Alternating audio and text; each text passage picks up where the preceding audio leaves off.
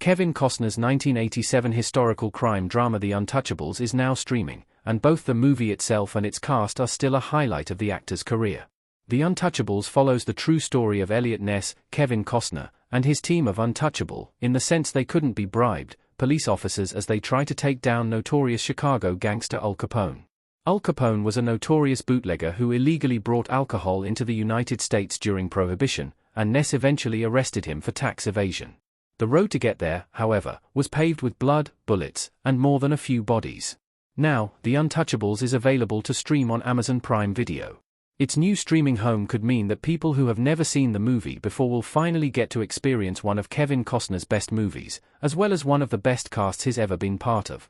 Those same viewers will also see that Costner is so much more than his most typical roles, and is capable of giving a compelling performance in much more than just westerns and sports movies.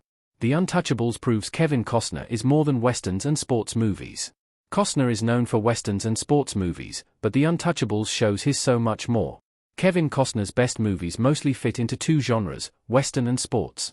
Most people will know him from films like Dances with Wolves or Field of Dreams, but The Untouchables proved that Costner can do so much more than just westerns and sports movies. He can even nail a historical drama mixed with a crime drama.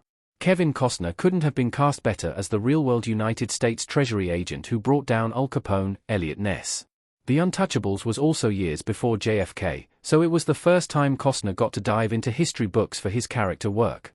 Eliot Ness is also one of Kevin Costner's most unique characters, especially at the end of the 1980s. At that time, Costner was regularly playing characters who were past their prime and looking more towards the past than the future, such as in Bull Durham.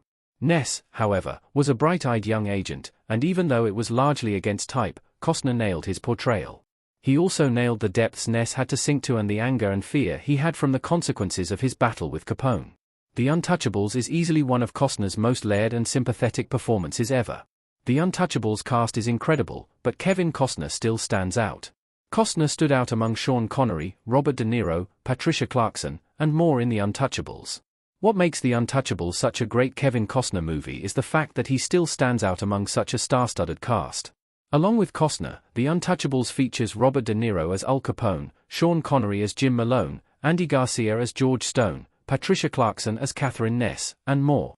There's even a huge amount of talent behind the camera of The Untouchables. It was directed by Brian De Palma, and the score was created by Western legend Ennio Morricone. Connery even won a Best Supporting Actor Oscar for The Untouchables, yet Costner somehow still shone just as bright. If Kevin Costner hadn't played Eliot Ness, The Untouchables probably wouldn't have been a success.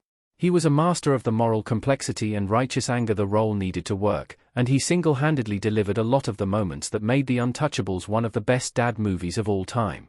All the proof of just how well Costner commanded The Untouchables lies in a handful of scenes, like Eliot throwing Nitti off the courthouse or taunting Capone after his trial. Kevin Costner played Eliot Ness almost perfectly in The Untouchables, and the rest of its star-studded cast only made the film more of a classic.